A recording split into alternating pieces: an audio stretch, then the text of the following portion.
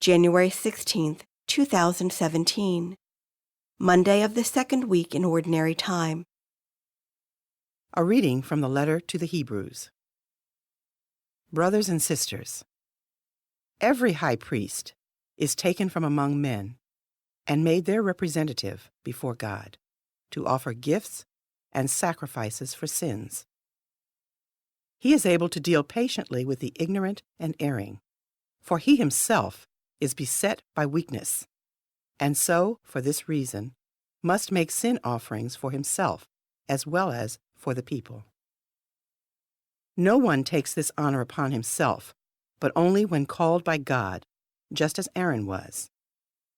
In the same way, it was not Christ who glorified himself in becoming high priest, but rather the one who said to him, "You are my son.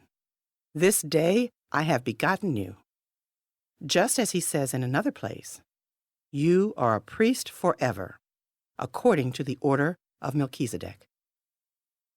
In the days when he was in the flesh, he offered prayers and supplications with loud cries and tears to the one who was able to save him from death. And he was heard because of his reverence. Son though he was, he learned obedience from what he suffered. And when he was made perfect, he became the source of eternal salvation for all who obey him. The word of the Lord. Responsorial Psalm. The response is, "You are a priest forever in the line of Melchizedek. The Lord said to my Lord, sit at my right hand till I make your enemies your footstool. You are a priest forever in the line of Melchizedek.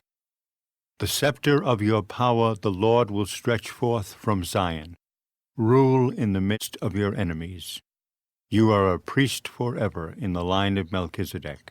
Yours is princely power in the day of your birth, in holy splendor.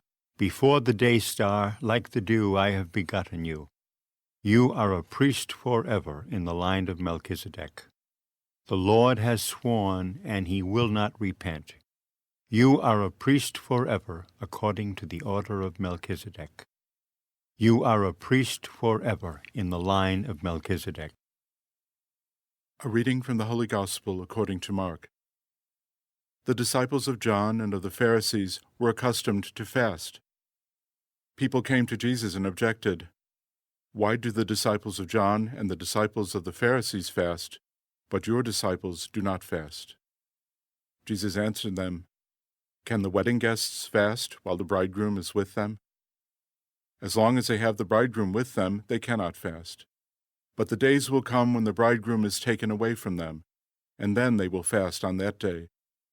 No one sews a piece of unshrunken cloth on an old cloak. If he does, its fullness pulls away, the new from the old, and the tear gets worse. Likewise, no one pours new wine into old wineskins. Otherwise, the wine will burst the skins, and both the wine and the skins are ruined. Rather, new wine is poured into fresh wineskins."